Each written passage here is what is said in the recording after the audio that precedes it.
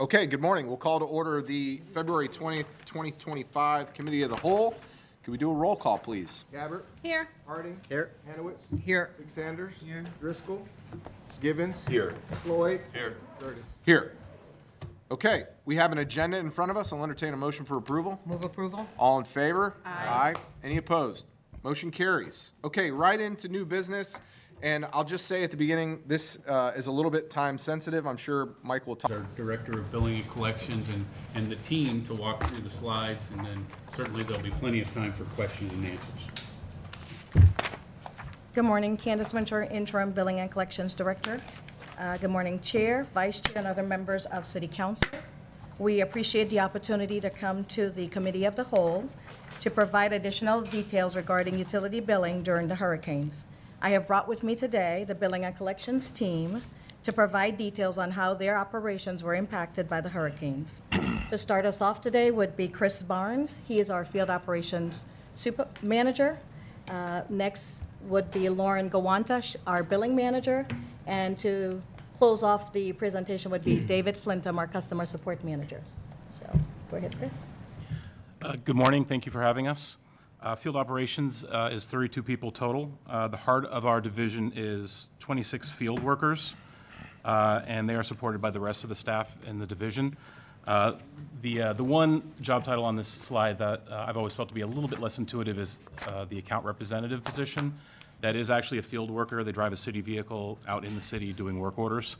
I always felt it sounded a lot more like an office position, but those are our primary inspectors, work order team. Next slide, please. So our essential functions start with meter reading. I've been corrected that the total number of meters we have in the city that we read every month is actually closer to 98,000, not 95,000. But that's the first essential part of our billing process. The one thing we have to get before we can even start is a meter read so we can bill sewer and water consumption. So it's a very essential, time-sensitive function. Then following up on that, we have inspection work orders we do. Most of our inspections are to follow up on meter reads that seem either low or high, or we have some other reason, that we need to go back out. Maybe the meter was blocked, so we make a second attempt at getting a read so we don't have to estimate. We really prefer to estimate as rarely as possible. We also do a great deal of customer-requested work orders where we turn customers' meters on and off, very often because they're moving in or moving out. Sometimes we'll turn them off in urgent situations where they've got a leak and they need it turned off so they can make a repair, or their plumber left it off and they need us to come turn it back on, et cetera. And our final primary function is shutting meters off for non-payment and unauthorized use. This is a collection function we perform, to help us encourage customers to pay their bills, and also when we have a situation where there is no account on a property and someone's using water anyway, where we go and put a stop to that so that we're not giving water that isn't being accounted for in some way.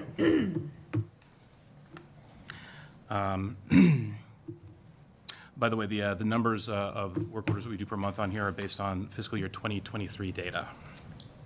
One particular function we do that I wanted to address specifically, because we were asked about it last time, was our check high consumption work orders. This is a proactive step we take to try to help customers know when their consumption's gone up, help them determine if they have a leak, and maybe even help them a little bit to find what that leak might be. We do just under 600 of these a month, and they're mostly automatically triggered when a customer's consumption rises to about 4 times its normal amount. That's actually the water consumption, not the amount of their bill, but the water consumption. Customers can also request these for us to go out, even if their consumption has not been that high. And that's a different work order type, but it's essentially the same process I'm about to describe. So our process for these is we get the work orders, we go out, the account representatives go, they inspect the meter, look for any signs of anything wrong with it, leaking, damage to the meter. They get a read on the meter and confirm that it's correct. And they watch the meter. All of our meters have either a flow indicator, or our digital meters have a 1/100th place that we can watch to look for if there's running water. There's a couple things we can determine with this. Sometimes we can determine there's a persistent leak when there's constant running water. And sometimes we can even determine when there might be an intermittent leak, like a toilet flapper, because you'll see it'll start, stop as a toilet tank is, the flapper's leaking and it's filling and draining. When we've assessed all that, we usually knock on the door or make some other good faith attempt to contact the customer to inform them as best we can. Ideally, if the customer's home, we like to take a few minutes to talk to them, show them the meter if they want to see it, and I've got a very good experienced team that very often will key people into the first places to look, which usually starts with toilets. If we can't actually get in contact with someone directly, we'll leave a door hanger, and failing that, sometimes we'll have to either inform by phone call or inform by mail. But this is a courtesy thing that we do to assist our customers when they have high consumption to try to, help them get it back in line. And this is the door hanger we typically leave when we have to. Like I said, we prefer to talk to someone if we can, but very often when no one's home, we leave the door hanger. So a couple points that I feel would be very important to improving my division's effectiveness and efficiency is the Tyler project we've got coming up will advance a lot of what we do. I mean, Naviline works, it does what it does, but Tyler is going to be a step forward. We're going to have more integrated systems, we're going to have more options for performance measures, and I think that will improve our efficiency in how we serve our customers. Also installing more of the digital registers. I am a huge fan of the digital meters. When we can get a whole billing route, all digital registers, so they can send that out as what we call a VersaProbe route, where we're reading it with an electronic device that goes directly to the cell phone that our meter readers carry, it really eliminates the human error. When I send out a VersaProbe route, every read is going to be accurate pretty much every time, if not every single time. I'm a big fan of those digital meters. And looking even more to the future, I'd love to see us implement advanced metering infrastructure, or AMI, which is where we don't even have to send someone physically out to read the meter. It transmits back to a local hub, and then we get that information directly in our system, which is just fantastic because I can pull up a meter, look at it, look at hourly consumption, and just it gives us so many options for assisting the customer with not only keeping their bill down, but with the city's efforts toward water conservation. And that's all I had planned for today. Do we have any questions, or should I get out of the way? You want to do questions intermittently, or you want to wait till the end? Let's keep rolling. All right. Thank you. Thank you.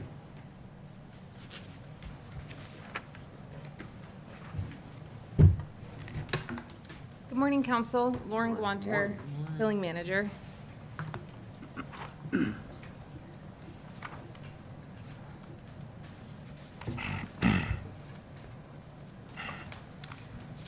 So I would like to address here today the following topics. So I'm going to go over high consumption, estimated bills, delayed bills, which we've made huge progress on, adjustments, possible solutions, and some lessons learned.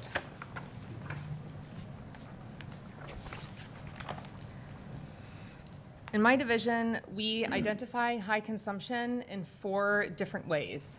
3 of these ways are something I would like to touch on today, as they are, I think, going to address a lot of the concerns that have been brought forth to us recently. So first, we have leaks on private property, and those leaks can occur during a storm or not during a storm. So as you can see here, I've separated the categories. We believe that some customers may have had some water loss due to leaks in homes that experience significant flooding. We also have situations where customers experience leaks on private property, such as their toilet, and that happens throughout the year.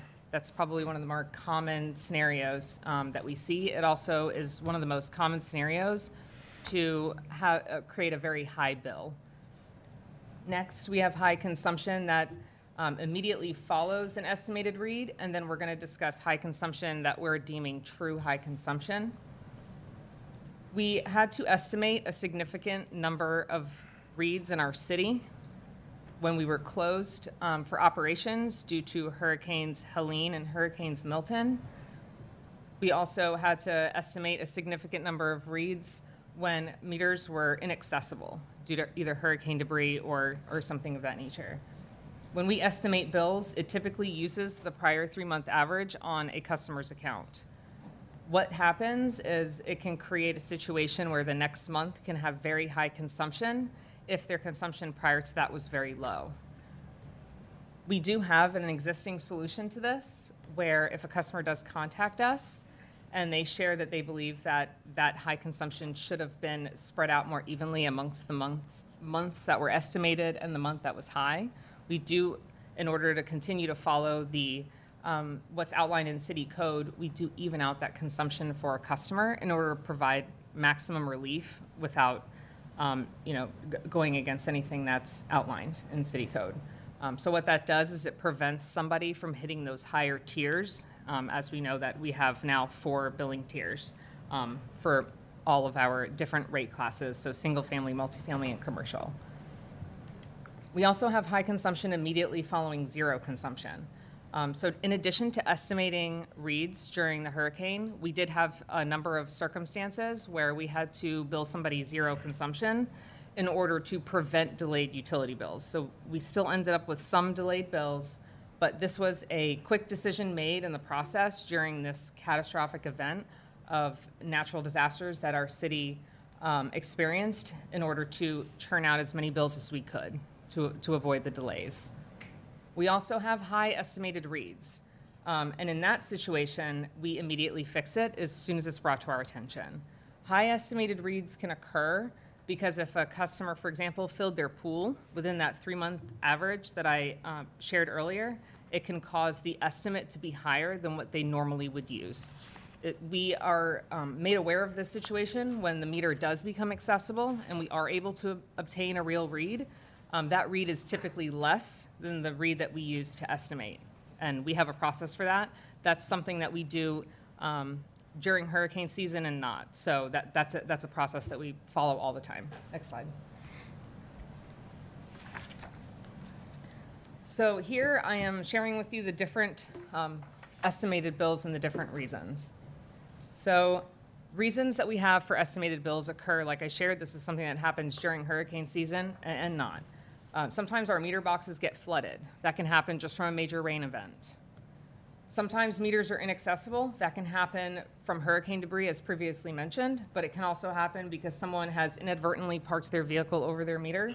They could have overgrown grass, or there could be a locked gate where our meter reader is unable to access the meter.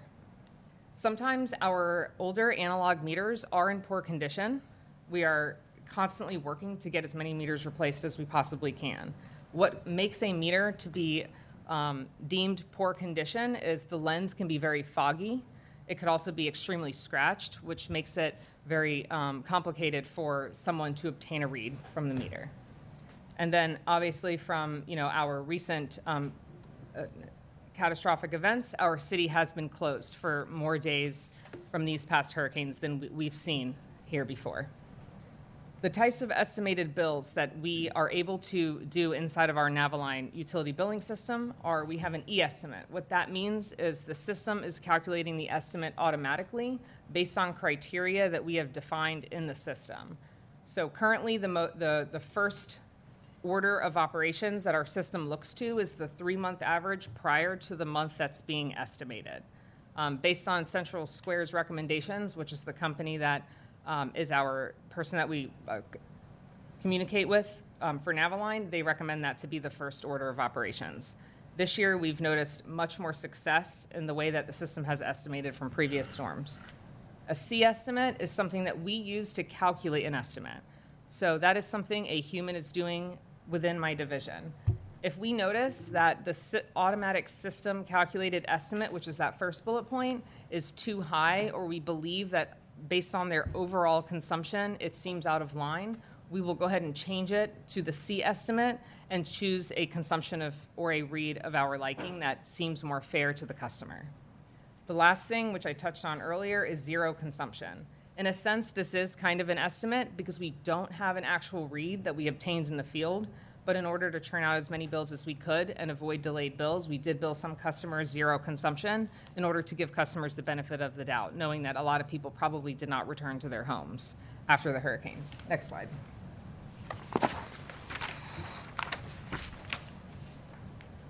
What you have here are some statistics that we gathered from our Naviline billing system to show you the number of accounts billed versus how many were estimated.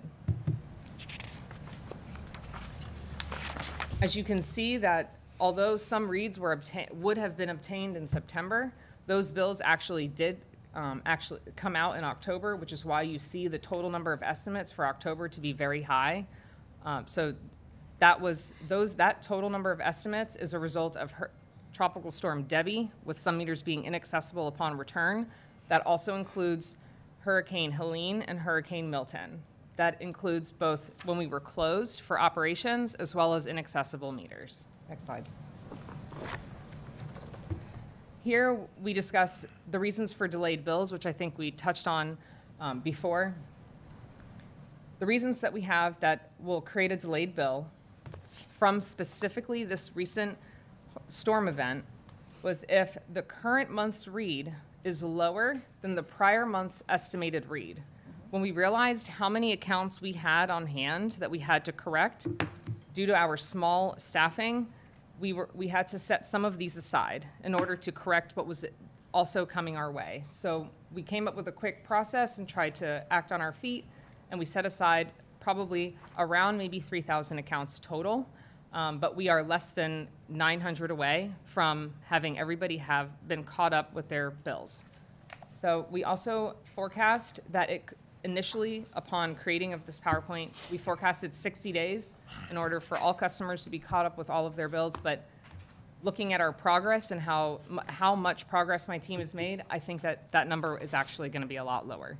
But we want to make sure we manage expectations the best we can. So initially, as of December, we had 2,400 delayed utility bills, and like I just shared, we now have less than 900. Next slide.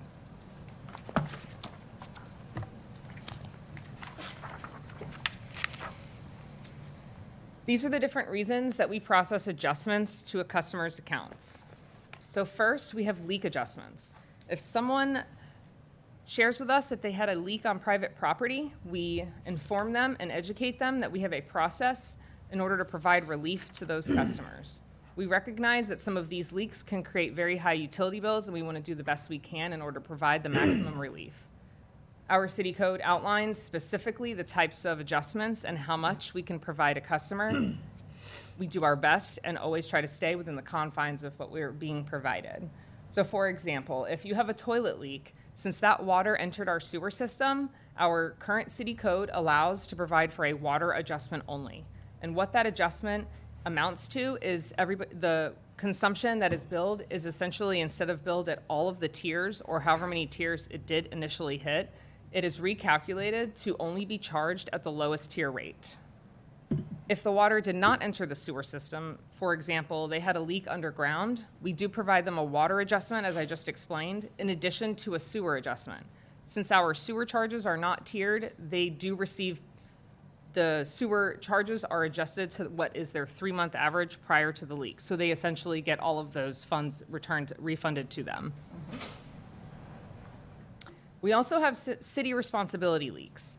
These leaks occur when there is a leak on our equipment. That is something that we identify by putting in work orders. If my team notices there's high consumption on an account, our first order of business is to double check our work and make sure our read is accurate. If our read is accurate and our internal department's team, whom is Chris Barnes' team, who you just heard from earlier, deems that the read is accurate and there isn't any reason for high consumption on private property, if there's something they identify that leads us to believe there could be something with our city equipment that's causing this high bill, we do send out something called a check service leak. That work order is something our Water Resources Department fulfills, and they will provide us with the necessary information so we know to move forward with giving that customer an adjustment if it was something that leaked on our equipment. Those adjustments are a complete refund to the customer's account, and that those customers are made whole.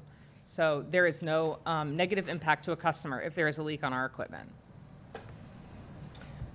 The last type of adjustment that my team fulfills, and these items also are something that occur on a daily basis.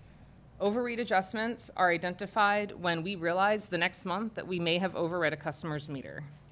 We do our best to prevent this, but with the thousands of meters that we read a month, it's bound to happen. But we have a very clear-cut process in place, and we catch a lot of these. And the customer's bills are then adjusted just like it would be if there was a city responsibility leak. We adjust it back to what the read should have been, and their account is made whole. There's no negative impact to a customer with regards to this. Next slide. What you have here are some statistics based on the number of adjustments my team has processed since September 1st of 2024. So I've broken it down into 3 categories based on what our Navaline system was able to provide. We have private property leak adjustments, city responsibility adjustments, and overread adjustments. Next slide.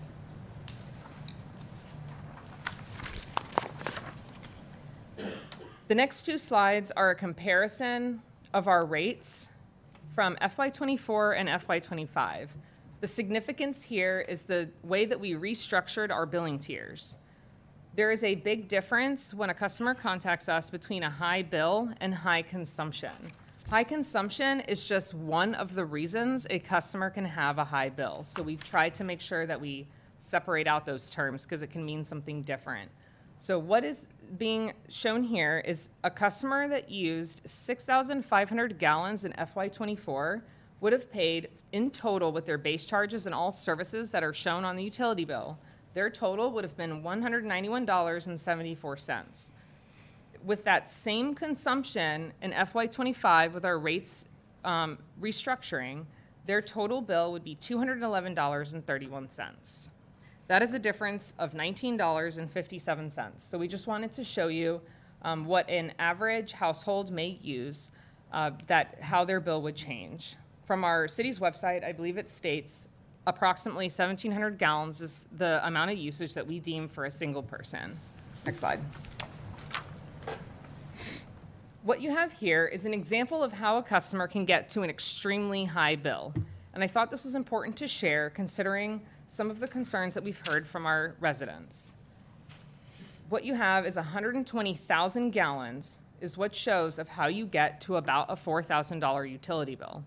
The higher the consumption, the higher the bill, but it's also the higher difference that you'll see between FY24 and FY25 due to our rates restructuring. So as you can see here, this now has a much larger difference of $432.21. A customer can get to this kind of consumption from something like a leaky toilet, a toilet flapper that's just being stubborn, or we think it could have something to do with flooding of a home during the hurricanes. Next slide.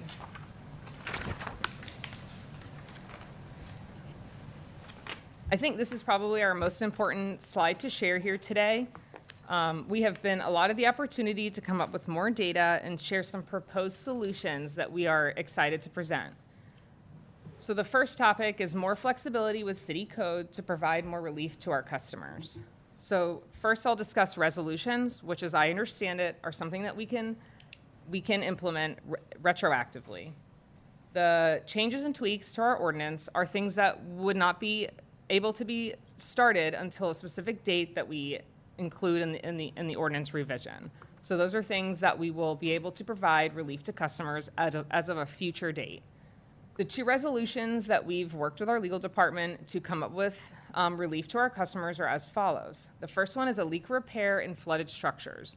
So as we all know, we've experienced a lot of concern from a lot of residents that experienced very unfortunate events from these catastrophic storms. So if there is a home that did experience significant flooding, we would like to outline some resolutions and procedures with our city code that states that that's going to be considered a leak. And how we are going to count it as a repair is when the home is no longer flooded and their consumption has clearly gone back down to their normal average. We would like to consider that to be the repair, the subsequent repair, which is what is currently outlined in city code. If you have a leak on private property, in order to qualify for a leak adjustment that I discussed earlier, you do have to show documentation, and so we can see that you've made the subsequent repair, not only for water conservation, but in order to prevent them from gaining another high bill. The second resolution we would like to present is mechanical to digital meters. If you have a mechanical meter, so also known as the analog meters, and there is extreme high consumption on that meter, and our residents feel like it's not something that was voluntary use, and that they do believe they have no leak on their property, they can apply for this opportunity for us to look at possibly adjusting their bill. And I believe, based on the outline of this resolution, the customer's account would be returned, they would be made whole. Next, we have one of our ordinance changes. Just real This- quickly, I just want to clarify, there is a third resolution for URBC change. Yeah. Yes, and I believe we can touch on that in the next I presentation. just wanted to make sure we talked about it real quick. Yes. Okay. Yes. Thank you. Sorry about that. Oh, no problem. So this ordinance change to our city code is in order to provide more relief to our residents if they do have a leak on private property that is not something specifically due to a flooded structure. So if you have a leak on your private property currently, as I shared earlier, the water is recalculated, so the first tier rate. What we would like to propose is for water to be recalculated at the cost of the Tampa Bay water rate. So that would provide customers an additional $1.15 per 1,000 gallons that has been involuntary leaked out of the meter, or out of their, for private property adjustments. The next proposal is an ordinance change, and this is specific to adjusting requests during a declared state of emergency. For example, we would also have, under this ordinance, abnormal circumstances, including vandalism and theft. Everything else as far as this section 27-6 of our city code would stand, so you would still have a maximum of 2 private property leak adjustments or abnormal circumstances per calendar year and 1 pool adjustment per calendar year. The next item is to install more digital meters, as you heard earlier. We believe that having more digital meters in our city provide more accuracy. The benefits that it also has is if the city is closed for operations due to a storm, we do not have to skip a beat in obtaining reads with our meters with AMI. So the first step to getting AMI in its full implementation is to install more digital meters. And then moving into that, our advanced metering infrastructure are, as Chris stated earlier, towers that automatically read these meters. We currently have 504 potable water meters and about 220 reclaimed meters that are transmitting to these towers, and it makes it so a human does not have to go out throughout our city and obtain a read. The next number of items I would like to mention that we have been struggling with this storm, which has created a significant extra workload for our teams. AMI meters will prevent this in the future. So for example, we would not have to estimate any utility bills. We would not have any delayed billing. We would have faster notifications to our customers for high consumption, which would also decrease utility bills in all. This will also create less adjustments because the high consumption will be caught immediately. This is also going to provide for more water conservation, and there will be no overreads. Next slide. And of course, we do have lessons learned from this situation. In the city of St. Petersburg in the future, we would like to have pre-storm communications. We will encourage residents to do the following. We would like to make sure to remind everyone to shut off their private valve prior to evacuation. What this will prevent is if there is a flooded structure and something does become detached from the wall, this will prevent the possibility of water just completely flowing at maximum flow rate inside of the home during the storm.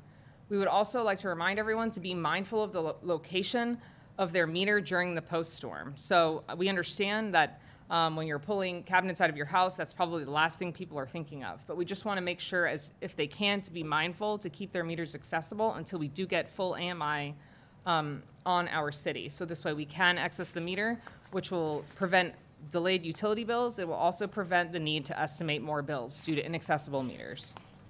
We also would like to be more transparent and provide marketing and communications via different channels leading up to and after the hurricane season. So for example, we would like to share with everyone to please be patient with us, expect some estimated reads, and expect the possibility of a delayed utility bill or zero consumption on your bill, and to contact us with any questions or concerns. I think providing this additional transparency will make this process more smooth. So that concludes my presentation for today, but I also have in front of you an addendum which is going to outline some of our findings that our consulting company Stantec has provided to us. So starting with page 1, what this shows you is a list of 8 tables that you're going to find behind this. This is outlining the different tables, and I will go ahead and explain each one. So page 2. What this table shows you is this is the number of accounts that received high consumption greater than 2 times their prior 3-month average following an estimated read. So the significance of this table is we currently have a solution for this, what customers may think as a potential issue. The solution to this is if someone does call us with a concern of their high consumption following an estimated read, as shared before, we even out the consumption amongst the estimated month and the high month. If their consumption is then returned to their normal average, then we would consider this resident to no longer have high consumption. So that was, with the limited information we had in city code, this was our way to provide the maximum relief to customers without making a change to city code, but we've presented today some opportunities for that. As you can see here, the salmon-colored rows are rows that we deem to be our coastline cycles. I've included a map on page 7. On page 8. No, I'm so sorry, hold on. Yes, page 8, there's a map, and this map clearly outlines the cycles that we deem our coastline cycles. The significance of these cycles, we believe, are the ones that had significant flooding inside of their homes, especially during Hurricane Helene. On page 3, you will find a table that what we are deeming customers, these are the number of accounts that had true high consumption unrelated to an estimate and the consumption was 2 times their prior 3-month average. Again, we have consistently highlighted all of the cycles that are deemed the coastline cycles, which would have experienced the most flooding from our catastrophic events. On page 4, what this shows is a summary. Oh, no, I'm sorry, hold on.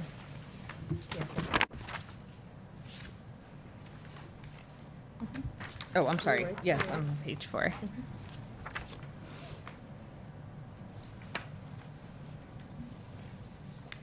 So this is a total of the previous 2 tables of the number of customers that had high consumption 2 times their prior 3-month average, regardless of whether it was estimated or not. So this is just a total of the prior 2 tables that you saw. On page 5, and for the remaining pages that you'll see here today for these tables, this is now the same types of data, but this is calculated at 4 times their 3-month average consumption. So as you can see here, the number goes down significantly. 4 times the consumption of the customer's prior 3-month average is what we use in our department in order to flag accounts that we think need more attention in order to provide accurate utility bills. On page 6, this is 4 times their average consumption, and this is the customers that we deem to have true high consumption that did not have that was not following an estimated month. Page 7 is a total of those 2 tables that you just saw. And then on page 8 is the map.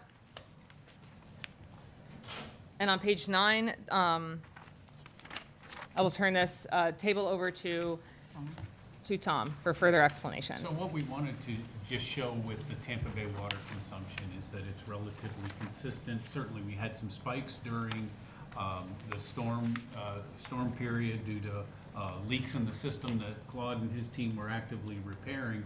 But we just wanted to provide kind of a 12-month history of water we purchased from Tampa Bay Water. There is some additional analysis we're doing currently to show the amounts we filled. Unfortunately, we didn't get through all of the analysis to that, but we will provide that at a future date. But we know that, I can tell you as we're sitting here today, we billed less than we purchased from Tampa Bay Water. But I didn't have the time to get all the statistics lined up perfectly, and I didn't want to share all that information until we had it completely ticked and tied, so to speak, but that will be forthcoming.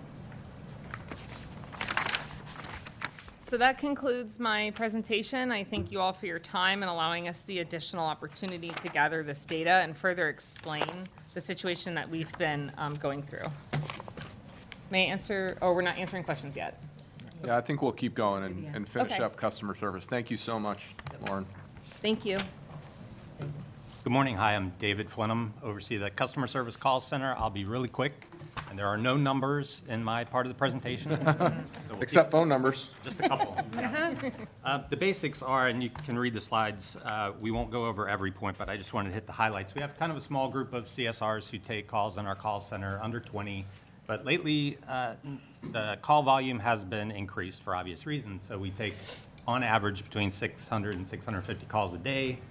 Our average hold time has gone up considerably. It used to be about 3.5 minutes, and now it's closer to 7, which doesn't mean that some customers don't hold for 15, 20 minutes. Our peak times are Mondays and during lunchtime when we have half the people taking calls.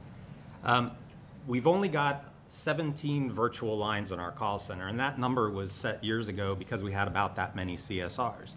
The decision was made, people would complain about long hold times, so we said if we keep the number of lines low, that's how many people we can serve and the hold times would be longer. We can increase that. We can have our phone vendor, Avaya, increase that to 25 lines or 50 lines, but with the understanding that more people holding will be increased hold times. So we kind of want to balance that part of our service. We are also exploring options that we don't currently offer. Like sometimes when you call a customer service call center, it'll say, you're this number in line, would you like a call back, or would you like to leave a message?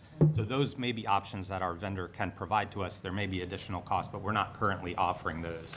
The best thing that we've done in the last few years for customer service is we record every call. You call 893-7341, and we can listen to those calls, which oftentimes helps us support the customer. If the customer said, yeah, I told you to turn my water off last month, and you didn't, we can go back and listen to that call and make corrections. It also supports our staff because sometimes we know that the staff did say something that the customer might have said that maybe we didn't say. So we always try to address customer service complaints. If, 2 weeks ago when last we met, we had some comments about poor customer service, poor quality. So immediately, the next day, I reached out to my staff. I sent an email saying, look, we know that you're under a lot of pressure. We've been taking a lot of calls, and they're challenging calls. They're longer calls. Customers, nobody wants to get a high bill, and so that's what prompts the call oftentimes. So we just need to understand that they're coming to us from that place of, it's a high bill, I had to hold, so they might be a little antagonistic or salty right out of the gate, but we can't match that energy. Customer service means not taking it personally. So in the message that I sent to my staff, I thanked them for the work that they do, and I had acknowledged the fact that we do get a lot of kudos, but to the point that the members made in 2 weeks ago, we are the public face for our department, and we can't, I can't have 8 members of council saying that we're providing poor customer service. Councilmember Fig Sanders had a great comment, which I included in my email to my staff. She said it doesn't cost us anything to provide great service, but I followed that up with it costs us everything when we don't. So we always need to be focused on the fact that we need to be providing the best service that we can.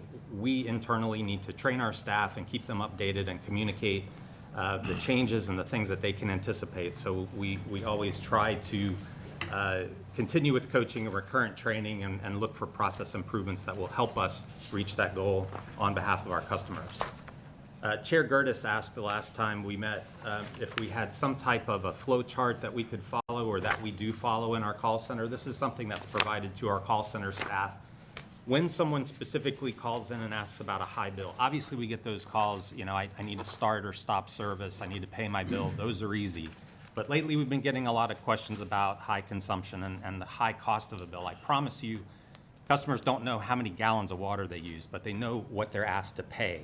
And when that's higher than what they normally pay, that's when it generates a call. So we try to very early on determine what caused the bill to be high. Was it high consumption in terms of gallons? Was it some other charge?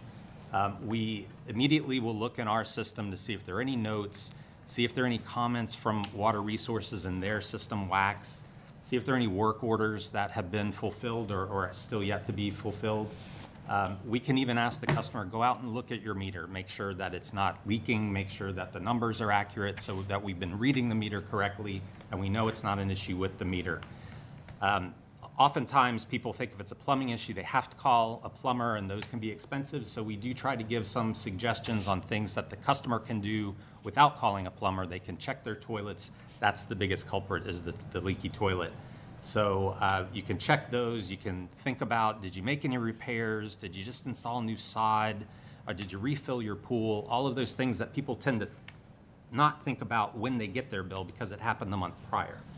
And then if we need to inspect the meter, we can do that. Or Last resort is the customer can dispute their bill in front of the Utility Billing Review Committee, or UBRC. Sometimes there are other charges. Sometimes if the customer put out a lot of debris and they called sanitation for a special pickup, that shows up on their bill and they didn't expect that. Sometimes, we require customers to put down a deposit on their account, and sometimes they see that number and they think, why is that causing my bill to be so high?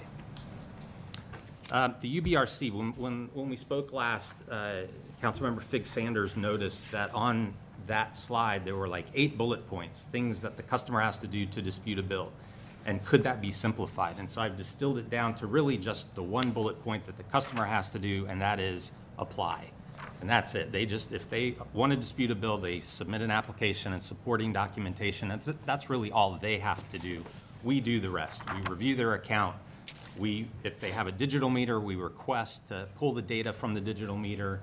If they have an analog or mechanical meter, we can request that be pulled out of the ground and tested. We prepare the case summary and present all that to the members of the committee, and then they make their recommendations. The customer doesn't even have to come to the UBRC meeting. They're always on a Wednesday morning, and it's not always convenient for a customer to attend, but the committee will make their ruling and then send their suggestions to the mayor for his approval or denial. We decided to include a couple of scenarios because these customer scenarios, because they illustrate certain points. For example, we had a situation where a customer got a bill in November, post-storm, for over $1,100, and they told us they weren't there. They evacuated. They weren't there to use the water. How is that possible? In this case, they were a renter, and they contacted their landlord. The landlord checked the toilet and found out that was the problem. So we applied an adjustment to their account. We had another customer that got an even higher bill. They received their bill in August, so this was before the storms. It wasn't storm related, but it was over $2,000, and they said vehemently, there's no way I use 64,000 gallons of water. That's 3 swimming pools. They had 3 invoices from plumbers saying you don't have a leak, but as it turned out, there was a toilet flapper. That's all it was that was causing that much water to pass through their meter, and it's not obvious. It's not like you have 60,000 gallons of water on your kitchen floor. It's going through the tank into the bowl and into the sewer system. So you don't always see it. It's not always obvious. But that customer got an adjustment as well. Finally, another customer got a bill for over $4,000, followed by, and this is a typical pattern, is normal consumption followed by a spike, followed by normal consumption. And oftentimes the customer will say, I know I didn't have a leak because leaks don't fix themselves. How did it go high and then low again? So in this case, again, it was a toilet.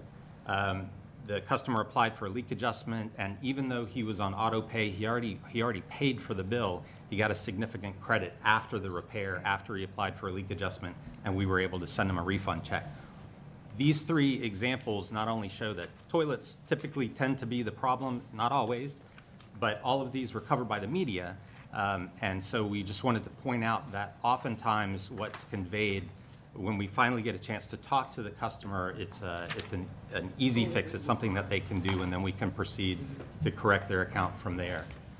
The $64,000 question is, when you get a big bill, what do? We need you to call customer service, and this is how you can reach us. We're there Monday through Friday, 8 to 5. Our staff are trained to try to walk through the scenarios, and we try to do it as best we can in the face of some challenges with some customers that are facing really high bills, and they have a lot of anxiety about that. We do offer short-term payment extensions if they need more time to pay, long-term payment plans, and it's important to note that both of those put your account on hold in terms of delinquency action. We'll never shut off a customer's water if they're on a long-term or short-term plan. So I just wanted to apologize that we're here, because obviously it's been very stressful for your constituents and for our customers, but we're really trying to do our best as a department to address a lot of these concerns. Well, thank you all for your time. Again, we appreciate you being given this opportunity to come today, and we'll open up the floor for questions. Okay, we'll start with Councilmember Gabbard. Thank you, Chair, and thank you to everyone that presented today. It's a lot of information. I also want to thank Jane Wallace and all of her work, and Heather, your entire team on the legal side. You guys have done an amazing job with this work in short notice. So I think that should definitely be recognized while still trying to deal with clearing up the outstanding billing and all of the other things that we do. So your team and the work that you do does not go unnoticed, and I just want to personally thank you. So David, since you kind of ended us and you're still at the table, I'm going to kind of start in your section because I only have one or two questions for you. So on your flow chart, very helpful to kind of understand, because if you've never had this conversation with billing, you don't really know what those look like. Yep. In the council meeting, when we had the report item, we were talking about that kind of, customer experience is that we'll just get a plumber and go check and see if you have a leak. I can see very clearly that is not your process necessarily. I don't even see necessarily the word plumber on here. So why do you believe, kind of anecdotally, are people feeling like that is the city's automatic response? When someone gets a high bill, we again look and see if it's caused by high consumption. So all the meter does is it tells us how much water went through it. And if it's a digital meter, it sometimes can tell us when. But we have to trust the validity of the meter and the recording of how many gallons of water passed through. And we don't know where it went on the property. We just know that something on the property caused that consumption to happen. We are not plumbing experts, nor are the customers typically. So a lot of times we'll give them some recommendations of things that they can check. But then barring that, if they're insistent, there's no way I used this much water, there's no way it was a toilet, then we would then suggest, well, you might want to consult with someone who is an expert, like a plumber or a leak detection company. However, I would always give the caveat, and we do tell this to customers, if you call a plumber or leak detection company and they look at the meter's not moving, they say, is anything running in the house? Customer says no, then they will sign on the invoice, there is no leak. But all they can really tell you is that there's no leak right at that moment. They can't really tell what happened, and especially with, I say toilets all the time, but it's what we consider an intermittent leak. It doesn't happen all the time. It's not persistently flowing. If you're not standing right there to hear it when it fills, or if you're not standing at the meter when it fills, you wouldn't see that consumption. So it's a little tricky to say that the plumber said there is no leak, but sometimes there is, you just didn't realize that's where it was. So a plumber can give you a really good idea of what's happening. They can do pressure tests on the property and let you know if there is truly a broken pipe. But we don't really lead with that because there are other things that the customer can do to try to get to the bottom of the issue. Councilmember, if you don't mind, if I could just jump No, in. Thank you please. so much, and good, is it afternoon? Yeah, almost. Right? Yeah. 5 minutes. So I think one of the big answers to your questions is the restrictions in the city code. Yeah. The handcuffs that the staff has on them. And that the current remedies are really related to a leak and then a repair, right? So staff is wanting to help the best they can. And staff is saying, look, we need evidence of a repair based on our city code, what we're Right. working with. And I think that's how you lead eventually to a plumber. Right. And having a plumber looked at, because that's kind of a trigger in the city code. Okay. So that's why I think we're requesting for the abnormal circumstances language in the ordinance to be a little bit, to get away from that, and so that the handcuffs aren't so tight. So I just wanted to Got mention it. that in response to your question. Is the bubble that says suggested test, dye test, 2-hour, is that the plumber, if you will? Is that where they come in, or is that still something that we as the city can assist with? I'm kind of confused, like where the plumber conversation comes in. So the suggested tests are what we would tell people to do before talking to a plumber. These are things that you can do. You put a little food coloring in the toilet tank and see if it transfers. So your customer service people are walking people through how to do these kind of things at home? Turn off everything Because in if your you house. said dye test to me and didn't, I would be like, what are you talking about? Right. Yeah. We'll say, turn off everything in the house, go out and look at the meter, write down the numbers, Oh. and then come back 2 hours later and see if the numbers, if they've gone up, it's like the odometer in your car, then something was moving inside the house. Something was using the water inside the house. So we try to tell people, do this before you call a plumber. It's really, plumber is kind of the last resort for the customer because it doesn't involve the city. Okay, very interesting. I mean, this is very helpful to understand. I feel almost like it's, related to like, your car is making a noise and then you take it in and like it's not making the noise anymore. Like that sort of frustration level that people feel when they're trying to get things solved, and kind of how you're doing the troubleshooting is very interesting. So thank you for sharing that. My other question for you, and it may not be for you, but it does fall under yours, a question I've kind of been in my head. So we talk a lot about, when they get an adjustment, then it's a credit on the account. Why do we do credits versus refunds? What is the reason for that? So when an adjustment is applied, we credit the account, we just, take that amount of money off. And then if it leaves enough of a balance that the customer request that, if they'd like us to give them an actual refund in the form of a check, we can do that. Sometimes the credit might be $20. Right. And Would in make which case sense. they're going to get their next bill and that will kind of use up the credit. But in some cases, like the example of the customer scenario, he had a very big credit. It was thousands of dollars Yeah. after the adjustment was applied. And we had taken out thousands of dollars because of the cost of the bill. So he clearly wanted that money to deposit back into his bank. So we wrote him a check. And is that part of the conversation? Do we offer in those scenarios to do a refund versus a credit, or is a credit just kind of the automatic? Credit first, and then if the customer requests it, we can then So the give them a customer refund. would need to know to request that? Correct. Okay. And does that happen often? No. No. I can share because the adjustments happen more so in the adjustments division versus customer service.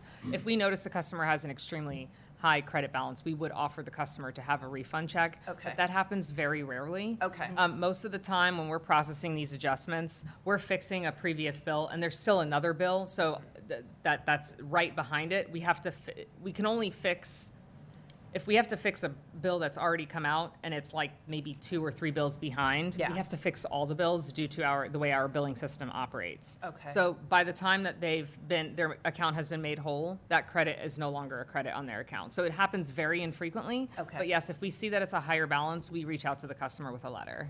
That is good news. Yes. Yeah, because I think that we've seen some of that in some of the emails that we've gotten, right? Is that I had this high bill, I got this credit, I really want a refund because of I'm spending money on repairing my house, I'm fixed income, whatever those reasons are.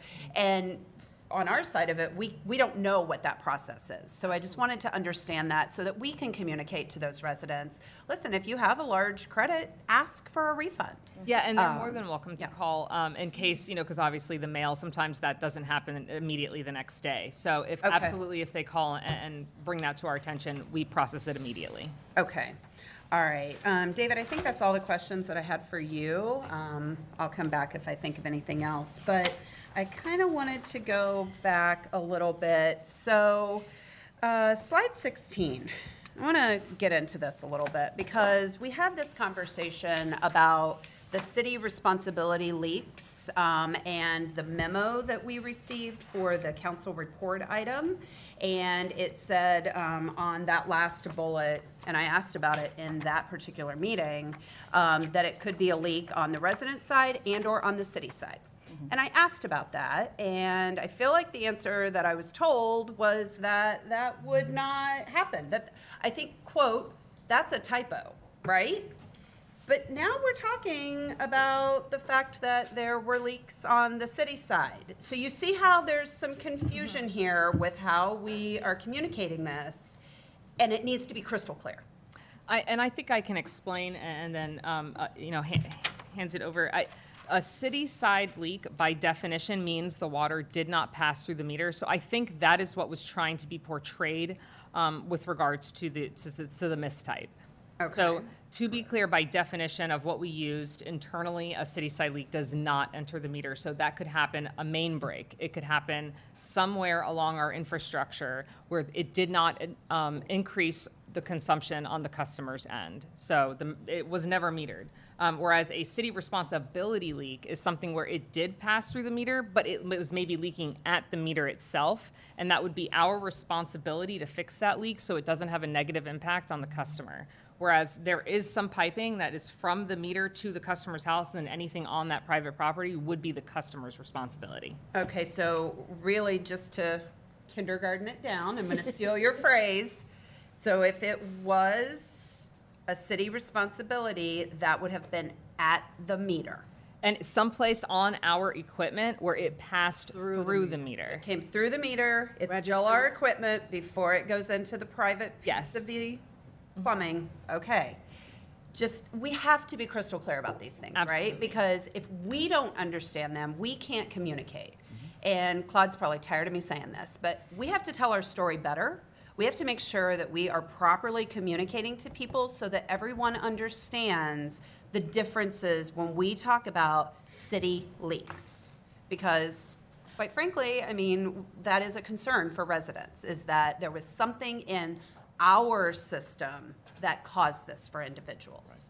And so I just want to make sure that we're very clear that that is not a widespread issue that has impacted this. And also, just to piggyback on that, based on the chart that I provided, I think we can all see that city responsibility adjustments are very low compared to private property and others. So it isn't something that happens very frequently, but it does occur. But for 429 residents, it was a city responsibility piece, yet 2 weeks ago, we said, oh no, that can't happen. That's not what it is. See the confusion there? So I just really wanted to make sure that we clarified that today. If I may. Yes, please. So the way that it was in the memo, I did feel, and I still feel, is a typo. And I understand why you feel that way, and I don't disagree with you. And one of the reasons I felt particularly about it in this situation is that we had many leaks on the city side of the meter that was well publicized. Everybody knew about it. Everybody knew that we had leaks, and we were hearing from customers that the leak on our water main that may be 2 blocks away caused water to go through their meter for them, and that is just not true. And so that's, I really wanted to address that. Well, and I'm glad that you did, and that I wanted you to address that, because I just think it just needs to be really clear when we're talking about this city side, resident side, the nuance of what we're actually talking about, and how small it really could be, but it is past the meter, right? Okay. Thank you. All right, thank you for that. Don't go away. Don't go away. Come back, come back. I feel like this one's for you. All right, so we're talking about this full conversion to the AMIs, or the digital meters. And so, you know, I spoke with Commissioner Flowers about the county's experience, because they have fully transitioned all the unincorporated properties to these particular meters.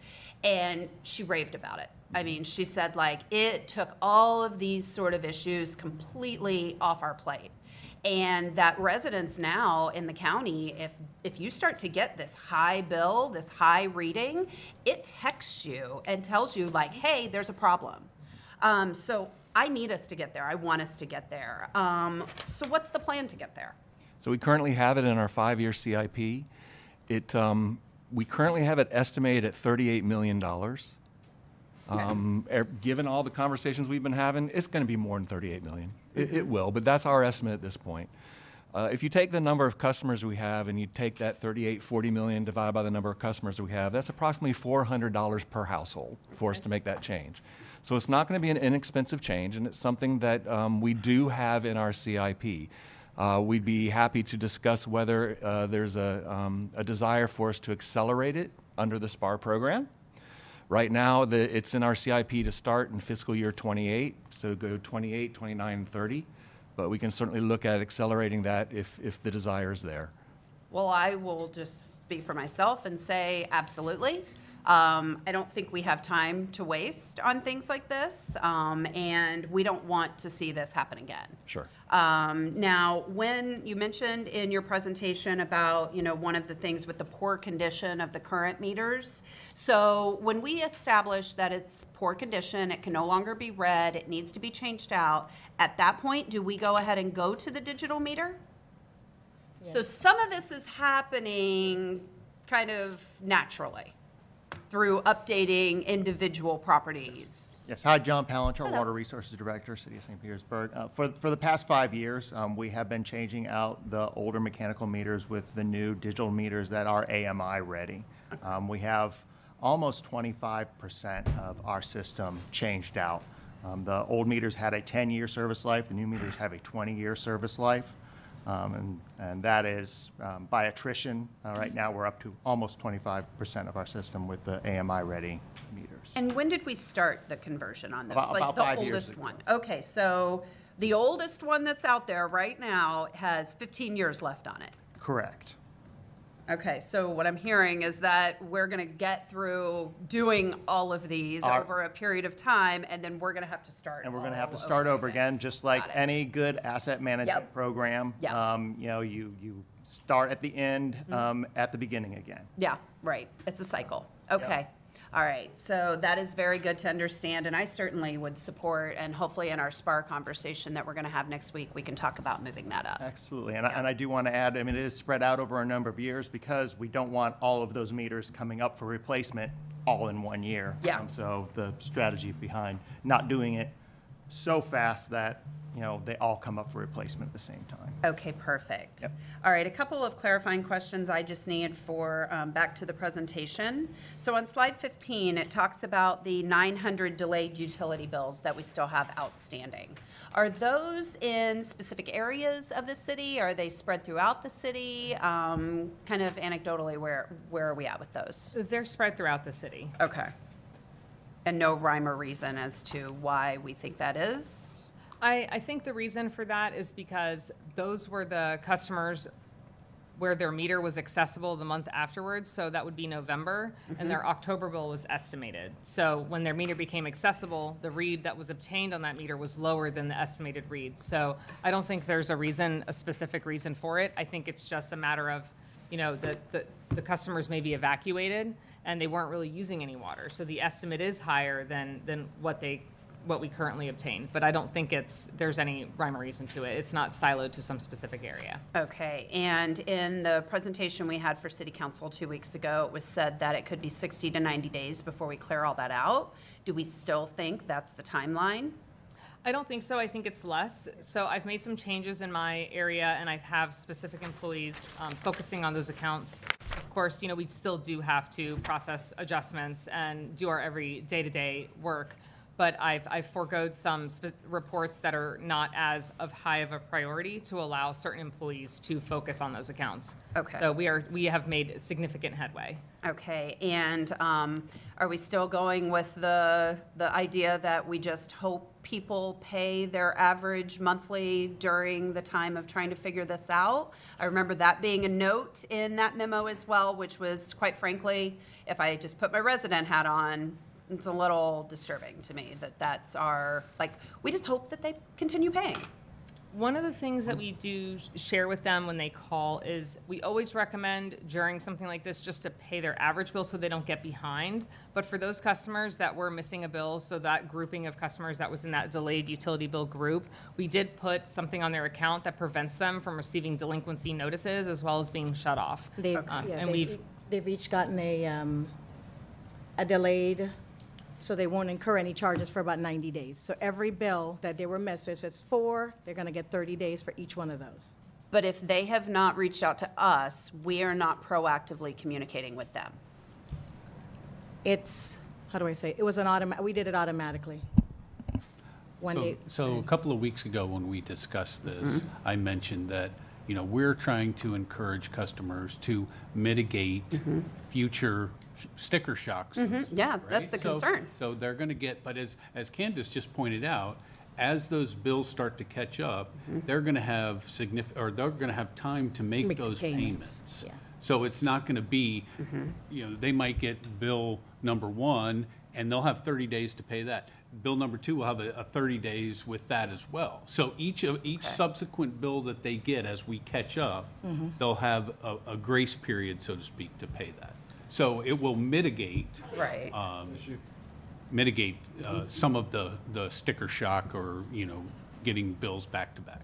So as we're doing lessons learned through all of this recovery, I would just say if this, God forbid, would ever happen to us again, to me, there needs to be some level of communication to, at that point, it was 2,400 past due, now it's only 900.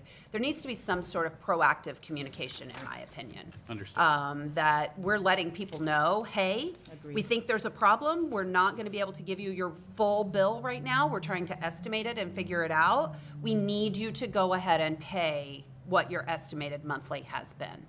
I think that that's just it would have saved, I think, a lot of grief. So, last question, actually, I take that back, 2 more questions. So on this estimated bill statistics chart that we were given, and I apologize, my page is cut off, but I think it might be page 14. Yeah, 14. So it jumps in September from the 9,600. Is this like the kind of off on all of that is just because of these estimated bills and all of that? What is our base number on the accounts billed? I can explain. So that spike in October of 2024 where you see the 101,810, what happens is we have typically about 20 working days in a month, but some months like November, for example, this year had significantly less. So with November being a short month with the holidays and just the way everything fell with weekends, we had to bill some of our November bills in October. So the first 2 days that we normally would have received a November bill, their bill was actually dated with the last 2 working days in October. So that's why you see that to be higher. I planned for this question to be asked, so I evened out the 2 numbers. And when you even it out, you basically add them up and divide by 2. You can see that it actually kind of brings it more down to what we normally would see. Okay, Yeah, very so good. I was prepared for that. Okay, perfect. And then my last question, all the way back to the beginning, slide 6. Okay. So this is back on the meters that we read. Generally, when the consumption is 4 times greater or more, is 4 times, is that best practice, or is that just what we determine is the trigger? That is our best practice and what we determine is the trigger.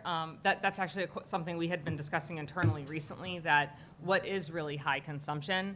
We also have to deem it at a certain point where we don't create enough exceptions that we can't handle it for the staffing that we have. Okay. 2 times higher than their average. For example, if you use 3,000 gallons and you get a bill for 6,000 gallons, it's not an astronomical utility bill. So we try to set it kind of like a middle ground where it is going to be a high bill, and that 4 times could actually be something that's leaking. So whereas 2 times somebody's average is not necessarily deemed like something major going on private property, for example. And if I could add to that, I mean, you'll see on the tables, the mind-numbing statistics that we provided, you'll see that kind of April, May, June, there, if you look at the 2 times table, there are a lot of our customers who are irrigating their lawns, and that's the dog days of summer, and, you know, people trying to keep their lawns green and keep their landscaping investment whole, you know, so you see that 2 times there's a significant number. So we expect, you know, so I guess to Lauren's point, the 2 times isn't really necessarily a good trigger because we see that periodically or annually in certain months. Okay. All right. Yeah, we would need so much more field staff to go out and check those when they're triggered. So I think it just all over our entire department across all these divisions, we would need a significant more staffing in order to accommodate that. Understood, and hopefully we can get on those digital meters and get those installed, and then we won't have this problem anymore. So, all right, thank you, Chair. Thank you. Vice Chair Hanowitz. Thank you. And Chair, in terms of timing, so the meeting's scheduled till 12:20. I just want to make sure for everyone, how many council members are speaking, because I want to make sure we have time for everyone. Yeah. I'll try to make it quick. I'll just say I'll try to make it quick. First of all, Chris, Lauren, David, the team, thank you. You guys are not frequent flyers here before City Council. And I can imagine how stressful it's been. Just like it's been stressful for our community, it's been stressful for everyone during a hurricane and everything that's come about it. but preparing for this meeting with, in short notice, giving as much information as you have, and being extremely prepared, which is clearly obvious with the information we have, is extremely appreciated. And I want you to know that it hasn't gone unnoticed, okay? So we thank you because you guys are boots on the ground. In terms of legal department, special shout out to Jane.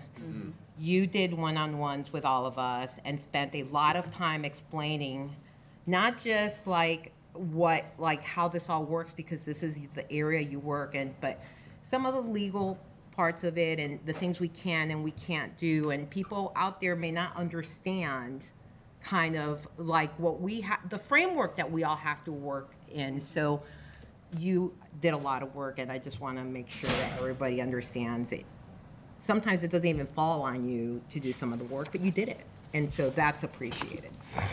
I'm gonna start with what Councilmember Gabbard finished with, digital meters, okay? I'm on the Tampa Bay Water Board.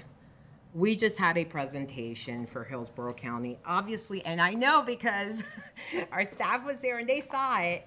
Hillsborough County has digital meters. They're huge county. They got their digital meters. Pinellas County has digital meters. This is going to go a long way. I know the $38 million number is huge, just like all the numbers we get here at City Council lately are huge. What I need to understand is, and I understand that we're not going to do this, you know, all at one time, but 2028 seems far away. I also noticed that a lot of this had to do with areas that flooded. When you look at the data that we received and you look at the map and you think of where are the areas most affected, and you have, I think number 1 was 18, right? Number 2 was 15. Number 3 was, 4. Yeah, was, what is it, 14. Number 4 was 3, and number 5 was 4, right? And these are the top 5. So they're all in that area. Well, that's a good plan to start getting digital meters in those areas. And so it would be nice to see that kind of happen. We already have the data, and figure out a plan where we could do this quicker rather than later, because that's 2028, the way I see it, is 3 storm seasons from now. Which means a lot of other opportunities to have meetings like this that, you know, could be prevented by these digital meters. So that's just my thoughts on that. I think we're all on the same page on digital meters. Leak repairs. If there is a engineer out there that can figure out a better flapper, please. There is a market. Please. I mean, it's happened in my house, and you don't notice it. But there has to be some engineer that could come up with something. I beg of you, okay? When you see a sample bill from $6,500 to $120,000, and people are like, how can that happen? Simple, a toilet. So that would be a good thing, and all you entrepreneurs out there, please come up with a better flapper. Okay. Communication. I think we're all on the same page. I think the communication sooner rather than later. I think it's easy to say now once you have data. Okay, I will tell you, having an outside consultant go through all the data to figure out like where these problems are at, it's very easy now to say, okay, this is because of flooding, this is because of this, and this is because of that. But it's not so obvious at the beginning. You may start getting a feel like we're getting more complaints than normal, but that wasn't clear. Digital meters would have helped. We're not there. So I think that, you know, having this data is really important, because it kind of shows that the problem happened after the storms, right? I mean, that's what I see from the data, and you see exactly where it happened. And we have now some answers and some solutions to remedy some of the issues. So it is data is extremely helpful, and I think the billing data that we just received yesterday, which is a lot, kind of indicates that these problems happen because of the storm and probably from flooding. I think that's pretty much it for me. I don't want to repeat what's been said already. I do appreciate the improving division efficiency, Chris, and your, what you mentioned, Tyler, the digital meters, AMI. I appreciate your proposed solutions and everything. These are the 2 pages that we need to take with us and see how we can fix this. This is a collective problem. And when I say collective problem, I don't mean it's billing problem. I don't mean it's another department's problem. I think it's city council, it's everyone, because everyone wants to solve this issue. Administration, water resources, we're all in it. And we want an answer, and I want the public to know that we are working on solving this issue, and we're all going to take responsibility for it. So thank you all for everything that you've done. Thank you. Thank you. Councilmember Floyd. Thank you. I want to start on digital meters. I'll be quick as well, I hope.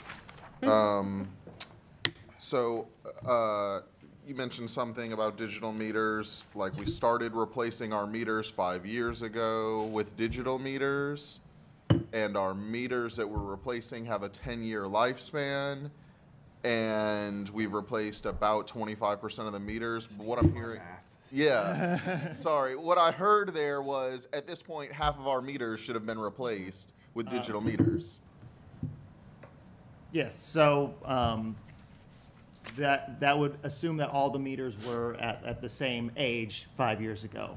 Some meters that we put in 5 years ago were brand new. Okay, so we had put in meters. Yes, all the way up to that point, we had been putting in the mechanical. Okay, but if we assumed that every mechanical meter was changed the day before we started putting in digital meters, so they all had a 10-year lifespan, then none of them would need to be changed, so we'd be, okay, all right. My thought was, obviously, there was a percent, they're not all put at the same time. So the average is 5% a year, but we know in the 5th year that average is higher, right? So we're putting in more digital meters in 2025 than we put in 2020, is my point. And just by pure stats, over the next 5 years, without the CIP project, we'd get somewhere in the 70 to 80% range. If at our current run rate of meter replacement, it's about 6,000 meters per year going forward. And so if we were to replace the remainder of our meters, it would take approximately approximately 10 years to get all of the meters. 10 years from now? Yes, at our current run rate. But the run rate, based on a 10-year lifespan, would continue to get larger, right? Assuming that they were put in over a period of time, because more and more will continue to die because no new ones have been put in. They don't die. Well, you know what I mean. They need to be they will be past their useful life. Right. Okay. Yeah. This is where I was headed. Yeah. No, I appreciate it. That's why I was like, yeah, go ahead. So, are there mechanical meters out there that are older than 10 years old right now? I do not have that answer right off the top of my head, but Okay. my assumption would be that there are some that are very near, if not past their useful life. Yeah, my assumption is based off of the way that they're being replaced, that there must be some that are older than 10 years. Otherwise, I do think we'd be further down the line. Yes. Okay. I don't know what the implication is there, but I think I'll just wrap this little piece up with, like the rest of my colleagues that have spoken before, I agree that we need to accelerate the change to not just digital, but to digital with AMI. And I'll point out, or I'll mention to everyone here, that this is something that we're talking about and it's in the news right now, but like this is something that has come up over and over again for me since I became a council member. And so it's going to help us not just when we're in these situations, but just all the time. And it was really great to be able to learn more about digital meters and how helpful they'll be throughout this. So I'll leave that there for now. And I had another question about where Councilmember Gabbard had mentioned the just pay your average bill conversation. And I think this is kind of twofold. One is, how does that work when you're on auto pay? And two, how many people are on auto pay so that we can see what kind of difference and impact, because you're going to experience this situation a lot differently if you're on auto pay than if you're not. Less than 2% of our customers are on auto pay. And in that case, if a customer is on auto pay, we offer them the opportunity to either temporarily get off of auto pay and then start that up again, if they would like to only pay a certain amount, if they did have. Okay. All right. Yeah, that's a small amount. One of the first things I did when I first met Tom was complain about how difficult it was to get on auto pay because I had to send the city a voided check. So the Tyler upgrade can't come soon enough either. I'll say that. Yes. And we've improved it since then. Okay. All right. Okay. Well, it's good to know that that's not going to be as widespread since there's not many people on auto pay. And I've always appreciated being on auto pay, but these recent circumstances have scared me. Yeah, being here and hearing about it constantly, it scared me. So I'll move on from that. And I want to talk about the proposed solutions some. I think that's what we're really here today for. I appreciate all the background and information y'all have provided. It's been very fascinating and helpful for me to understand. So I have a few things written here. We have a couple of resolutions and procedures. One is leak repair and flooded structures. The other one is the mechanical to digital meters resolution. I think those two are pretty well cooked and ready to move forward, and I'm comfortable with them. That, along with the UBRC changes, I think those have been things that people have wanted for a while, so I feel very comfortable with them. And I just wanted to get that out there for my colleagues that hadn't come up yet. Also, those two, the first two resolutions, are things that will help people that have already come into a circumstance. So I think that's important for people to understand, is that we are putting forward some ideas that will help people get adjustments when something funky has gone on during the recent storms. So that's very important. The next thing, though, on this list is an ordinance. There's a couple of ordinances that will not be retroactive. Yeah, I'm seeing some heads nod yes. Okay. So they're not going to help people in the past, but they will make it easier for us in the future. But I do have some questions, and I know that this is not something that we're going to move upstairs today. Well, we might move something on, but it's not going to happen in quick order. Ordinance changes require public hearings, and it'll take some time. The first one, with the recalculate water charges in excess of the prior 3-month average to the Tampa Bay water rate in lieu of our lowest water tier rate. Just so that I understand, that means that the excess water, we're not going to charge anything for. We're just going to charge them the Tampa Bay water rate, which, you know, gets... Well, as Lauren mentioned earlier, it's about $1.15 or $1.20 difference between what our lowest tier rate is and the Tampa Bay water. Okay. So let me so this is why I'm asking the question. They're still going to pay the Tampa Bay water rate. Yes. And then we're not going to charge them our lowest rate for, we're going to charge them the Tampa Bay water rate sort of again. Correct. Yeah, okay, all right. And I guess the again is kind of confusing, but we would normally charge them our rate. That's right. Our lowest tier, but instead we're going to lower that tier for the, okay. Exactly. Okay, I get that now. I was confused into thinking that we just weren't going to charge them anything. Can't. So, my question now for that I need to understand before I can, you know, feel really comfortable moving that forward is how much, you know, will that impact us over the long term, you know, versus... Impact our Yeah, operation? yeah, our operations. I don't think much now that I hear it's $1. Yeah. Yeah. You know, I don't even know how we would quantify that year over year, because we do adjustments annually, right? So really, I don't know if we would be able to provide an answer right at this moment. No. I don't want an answer right now. I'm just saying, like, that's the thing that came to mind. But now that I see that it's literally like $1 difference per gallon that gets done in a leak adjustment, I recognize that it's not going to happen that much. But that was the question that I had led to, because I think the situation I want to avoid is the leak adjustments. Yes, I think people should get leak adjustments, significant as much as we can. But I do want to avoid us, like, offloading like costs into just our utility fund in general, but it does seem like that is quite minimal now that I understand how it works. So just to kind of put a capstone on that, this would be a more generous for our customer. So it would have some impact, but, you know. It's minuscule is what I'm seeing, yeah. Okay, thank you. And then the last one that I have here, because my colleagues were very thorough in asking questions before, and I appreciate it, is the adjustments requested during a declared state of emergency with the abnormal circumstances, including vandalism and theft.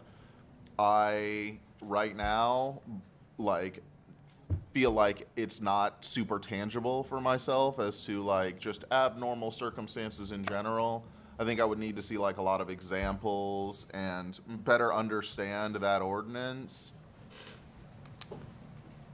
Thank you, Councilmember, and I'll talk about this one. As this issue has come up, you know, and have dug into it and started to looking at a lot of case studies, you know, I came across households where, you know, they called in, we're following our city code, you know, you have to show that there's a leak and the leak has to be repaired, you know, and you start talking to people and, you know, look, we're dealing with money, so, you know, sometimes people may stretch things, whatever, but you know, you're talking to people that you feel are decent people. They've been paying their bill every month for years.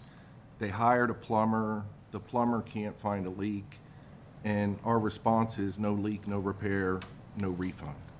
So I'm not comfortable with that. I looked at Sarasota. They have this abnormal circumstance language. I think this gives us some more flexibility to try and help people in a difficult circumstance.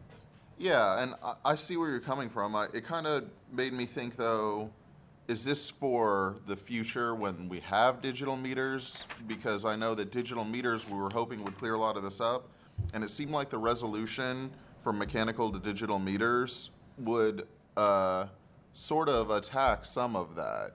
Yeah, I mean, I'll give you an example. A person, older person, spent some time at a nursing home or in the hospital.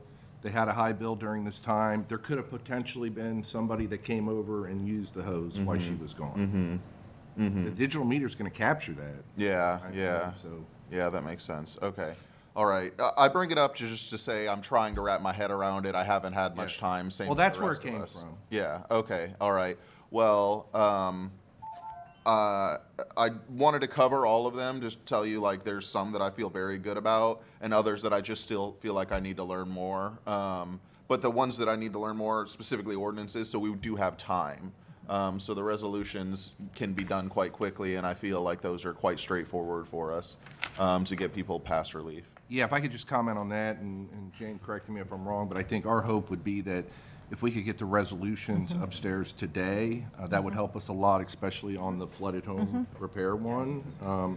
And then I think we're looking at first reading on the ordinances March 6th, I think is what we're looking at. And if I could clarify, the relief that would be given under the mechanical to digital conversion is relief that's already being provided through the UBRC through that process. And what this would do would be to allow that the department would be able to give that same relief at a department level, creating a set of parameters that if the customer fit within those parameters, the department could go ahead and apply that relief without going to UBRC, without going to the mayor or the new resolution or his designee for subsequent approval or disapproval. So it would be creating a mechanism that the department could use to apply that relief. That's already being done by UBRC under 27-140, and this would be allowing the department to go ahead and do that. With regard to the language about the involuntary leak, the department struggled with houses that had flooded during the storms, that people had high bills.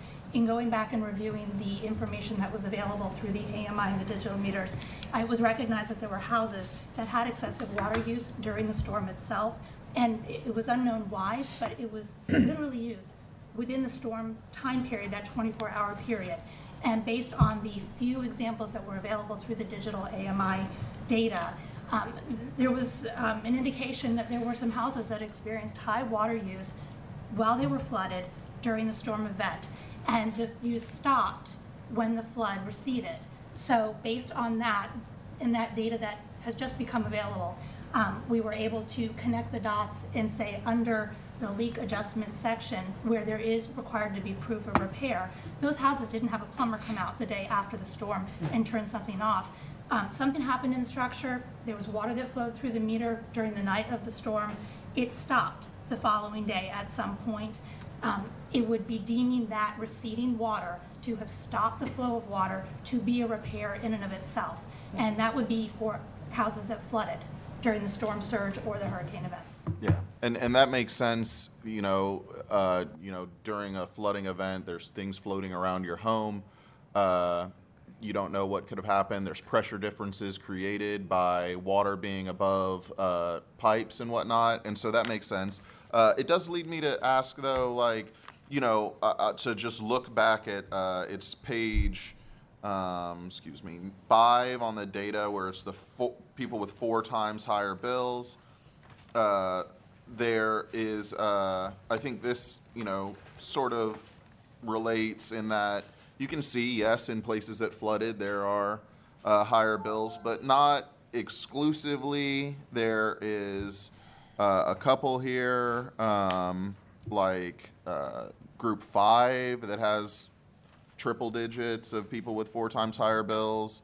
There's group 14. I'm looking at the map trying to see where that is, where there would be people that flooded, and they only have 4 times higher bills. And so I wondered, what relief was contemplated, if it was, or what experiences we've had when it was an unusual circumstance outside of an area that flooded, or there were a lot of areas that flooded during Milton that are not going to be highlighted here because it was rain flooding and not coastal flooding. And so I just wondered how that had been considered. I don't have an answer to that. The area that has the digital AMI is an area that experienced significant storm surge. I believe there was about 4 feet of water in many of the houses in that area. So it was looking at that data that we were able to examine in some ways what was going on in the flooded structures. With regard to the meters themselves, I believe not only do we have water resources here, but we might have people here from The vendor. The vendor. the vendor. I think my intent really in asking the question is just to highlight unusual circumstances happened among flooding houses, but I don't know what happened if a tree fell on your house or your house flooded from rain or you had water intrusion for some reason from a window or something breaking. And so I just didn't know if we contemplated any other way to be slightly more broad to say, if you just had unusual circumstances at your home. So are you asking, council member, if there's a difference between storm surge flooding and rain flooding? And I don't think that there is a distinction. If there's there's water not in the here. home. Yeah, I just meant even if it was slightly more broad, if you had a tree fall on your house or something, and then it was a leak, but you went back, you couldn't find it. You don't know there was just a lot of unusual circumstances outside of just pure flooding. And I didn't know if that was contemplated or if we feel it's possible to even indicate something like that now. Yeah. So I think that a lot of that is, as everyone said, we're just getting more and more data, and that's what's going to be considered for the go-forward ordinances. Okay. Is that as we finish with this and close out all of the the substance we have now, we'll have data of what happened. And so you'll see in the drafts that Jane has started, and we're still refining based on what's going on now and the new stuff that we find out, that an abnormal circumstance could be there was a tree that fell and broke the water line on the customer's side, and that's repaired. We'd be able to reflect that repair not so much from a plumber necessarily, but they came in and pulled a PDP permit from And it includes all of that work. So that's something, and again, with the Tyler, that would help shorten that, because there would be one system that everyone could check and it would be more automatic. But those considerations of instances that would qualify as qualifying criteria for an adjustment and what that proof would look like that we would require, it might just be a photograph of a tree root with a pipe in it. We're like, there it is. So, like, but that's spreading, but that's more appropriate for the ordinances than this. Okay, and These that. are set on what we know now. Okay, that's basically Yes. what I was getting at, was like, are we prepared now? Was this chosen because this is what we are sure about right now, and that's what I'm hearing from you, and That's what I said. yeah, that's what I'm hearing, and that's how I feel it makes sense, because I want to see us try to get relief to as broad a amount of people as possible. We have to do it based on data that we have available to us at this moment. So that's kind of what I was trying to ensure. Some of what you've just said would be covered by leak adjustments. Yeah, of course, yeah, and I was trying to be as broad as possible outside of that, but yes, I'm aware of that. Yeah, if somebody had a pipe break and they know because of the storm, and they get it fixed, of course, it's just a regular leak adjustment. Yeah. So we do have relief available for many of those circumstances that you just described. Okay, all right. Well, I will leave it there for now. I feel good about a lot of this, being able to get people some relief. And I look forward to digging into the ordinances more as time goes on. So thank you, Chair. Yep. Councilmember Harding. Thank you, Chair. Not sure of the protocol to Administrator Gertis. Are we able, is that going to be this afternoon, that we're able to see those resolutions or bring them before council, or is that? That's the plan. Okay, I just want to, thank you. Thank you very much. Your team is doing an incredible job. Appreciate everything that you've been doing, the overtime work and the additional stress. I will come back to, I believe, part of the issue is communication. I don't find fault or blame. There's a message, there's a method of delivering the message, and there's the receiver. And I think that this is something for a discussion for a later date, but we've received a tremendous amount of feedback from the folks who live in St. Pete, and it is all warranted. I wish more would have responded. My dad had a $1,000 bill, and I just found out about it last night because I asked him, so it's out there. But for a later discussion, there have to be better ways for us to get this information out to folks. And we'll move on from there.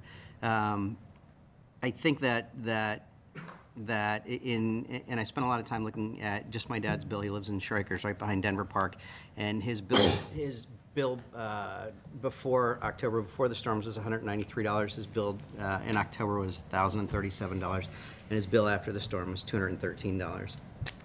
I spent time looking at the raise in rates. It's inconsequential. It's $40, $50, inconsequential to the picture of the whole. I spent a lot of time at his house personally. I'm pretty good with fluid. That's what I do for a living. There wasn't a leak at his house. And we didn't do anything different. There was no demolition. There was something.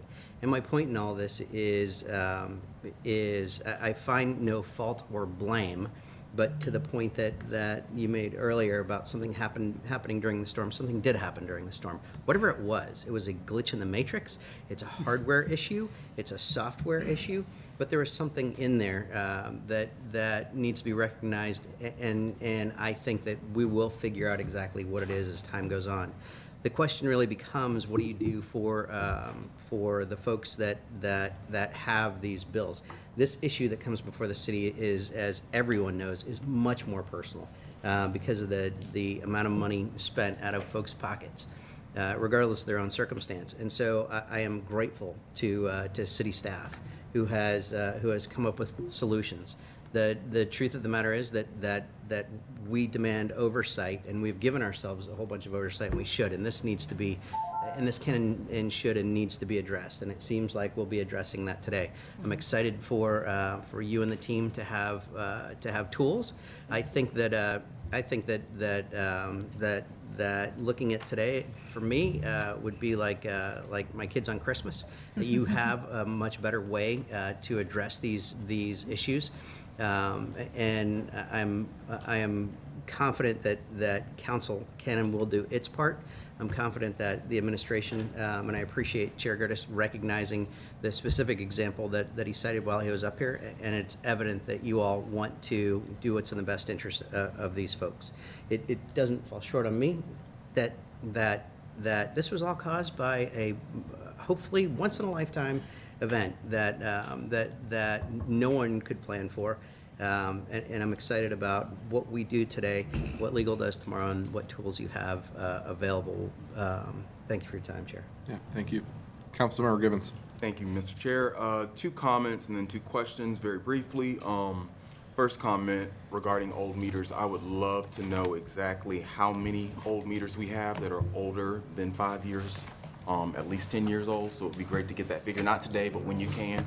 And then also, I just want to caution against the new ordinance. I want to do everything that we can to protect our residents, our customers, and not help those slumlords or landlords who might take advantage of this. So I want to do all we can to avoid this situation and just make sure that we focus on helping customers and not protect those slumlords. First question regarding something that Councilmember Vice Chair Hanowitz brought up, and that's about data. She mentioned something about a consultant. Do we have a consultant that we're working with right now? Yes, sir. Okay. Stantec, who is our rate consultant, works with very closely with water resources and the team and stormwater and sanitation annually. And so this was kind of an additional task assigned to them because they are intimately familiar with our system, with our billing system, with our our entire start to finish, so to speak. And how long have they been our consultant? Like a long time, 15 years maybe. And so in that 15 years, year after year, rates continue to increase, and I know there's hiccups like this one. Have we explored the idea of changing our consultant? I would maybe defer to Claude on that. I think that we have periodically looked at that, but I think we are comfortable with them. And quite candidly, annually rates have to go up to meet the demands of our system with respect to, capital improvements and operating expenses. So it is a capital-intensive enterprise that we run with water and stormwater. And I certainly hear you, and I try to be as empathetic as I can for those senior citizens who call and say, hey, this $20 increase is everything to me. It might be nothing to you, but it's everything to those people who we pass along this cost to. So just being as cognizant as we can that every time we increase rates, every little penny counts. So I don't expect an answer today as far as whether or not we're going to change, but I would like to have a discussion about that and see what it would look like moving forward. So we do on a regular basis go back out to look for consultants. So it's not that we've had this consultant forever and never looked elsewhere. Whenever we hire consultants, we usually hire them for a term, 3 years, 5 years, nothing more than that. And I can say emphatically, the consultant never comes back to us making a recommendation that we didn't ask them to make. We set the parameters for the consultant and say, this is what we want, this is what we're looking to do, tell us what it'll cost for us to do it. All they do is come back and tell us what it will cost. And then we get the chance to say, well, if we can't afford that, or can we adjust this? And so I just want to be very clear, because I don't want there to be any aspersions against the consultant that they're giving us bad information or bad recommendations, because they're not. And I appreciate that clarity, Claude. Thank you. So I guess the responsibility is on us now to make sure that we do everything we can to be fiscally responsible and not, like I say, pass along this cost. And I'm only saying this because so many people have told me it's $20, $30, but that's everything. So I just wanted to put that on record. And then, of course, thank you. And then lastly, I think, Lauren, you brought this up earlier about transparency, marketing and communications. So I, too, have the toilet flap issue, Councilmember Hanowitz. And I just want to know, when we are communicating with our customers, are we educating them also? So what does that look like when it comes to this toilet flap issue? Have we told them this could be an issue, if you got that green spot in your grass, and how are we communicating with them? No, that's a great question. When we realized that high consumption has been calculated based on the read provided, when our meter readers go out and obtain reads, if after doing some certain reasonable level of due diligence, we realize the read is accurate, we send them a letter identifying that they do have high consumption. That letter also identifies things like if you're on auto pay to please contact us. So we do try to do everything we can to notify customers. And like Chris shared earlier, we leave a door hanger at their door if they can't make actual contact with a resident or someone at that place. So we notify them in more ways, more than one way currently. Gotcha. And I'm just thinking about the senior citizen who's in a nursing home, right? She wouldn't probably receive that mail, and she probably wouldn't see that door hanger unless someone was going to that home daily or weekly. So can we be more proactive with notifying those customers in real time, whether it be through a text message? Hey, we noticed there's an overusage, or an email. Is there something that we can do to be more proactive? I think with implementing our new Tyler Munis system, we will have more ability and more flexibility to notify them in different manners. Right now, our Naviline utility billing system doesn't offer for the opportunity to send text to residents, but that is something that we plan to do in the future with our Tyler software. So thank you, Mr. Chair. Thank you. Councilmember Gabbard. Thank you, Chair. So in the backup behind the ordinance at the top of the page where it starts the code changes, it says final proposed ordinance changes would need additional review by bond counsel. So where are we at in that process? So the place that these proposed changes came from was the Sarasota County materials and the Pasco County materials. Sarasota County, Pasco County have the same bond counsel that we do. Yeah. Each on his own has been approved in some way, shape, or form by bond counsel and Okay. implemented within those areas. Okay. It's when we're taking pieces and adding them together and putting them so they're in the same basket that we would want to make sure that all the relief put together would not be anything that bond counsel would be concerned would violate the bonds. So if we moved these forward to go through our public hearing process, and then bond counsel comes back and says, whoop, wait, that's not, going to work, we don't recommend that, what is our process at that point in time? Coming into this meeting today, I didn't know if you were going to say, let's go ahead with 1, 2, 3, 4, Right. 5, 1, 3, and 5, whatever it would be. What we could do is if you're interested in moving forward with this as written, we could take this back and have a conversation with them now. I just didn't know what the pieces were going to be. Okay. And I'll just add, this should be a quick process for us. So this Okay. isn't something that. They're already aware. They're aware, they've seen these before, like Jane said, it's Right. kind of, okay, are they still okay with a combination of things Got it. as is drafted before you? If for some reason not, then we would start tinkering with the ordinance in a way that they are comfortable. Got it. And start, if that were to happen, we would start briefing you one-on-one, have additional conversations with administration, et cetera. And we have 3 resolutions and 1 ordinance. Two ordinances. Although Okay. the second ordinance would incorporate what the first ordinance is. The first ordinance is just Right. simply changing the rate that's used to And- calculate leak adjustments for water. And then the second one is the actual code changes. No, it's also the code, it is in 27-6A. You'll see that embedded in the second one. It has that incorporated in it. Got it. I just had a separate one as a standalone Okay. with just the 27-6A rate change. And can we have 1 motion to do all resolutions, 1 motion to do both ordinances? You could, and I would suggest for that, just identify the timing, so for Okay. example, The ordinance is on March the 6th. resolutions, if you want to do Got them it. today. Yes. And specify if you wanted to proceed with the first reading on March 6th, just indicate that for the ordinances so we know. Okay, so I would start May I then, ask one thing yes. as well? The way this was written up probably could have been done better, and so the ideas, if this is what you're interested in moving forward with, we would work on the wording and that kind of thing, perhaps put a chart in there instead of trying to explain in words, things like that would make it clearer, and we would have time to do it. Didn't have a lot of time to put this. You would have time before March 6th, though? Okay, so you would have that information, you'd also have the bond counsel opinion? Yes. Okay, so I will make a motion that we approve all 3 resolutions before us and move them to full city council for today's meeting. Okay. Thank you. Councilmember Floyd. Thank you. I was just going to comment on something Councilmember Given said while we're in the sunshine. Every year I am like hounding them about utility rates, and so I was really happy to hear some of your comments. Last year, I was really excited about the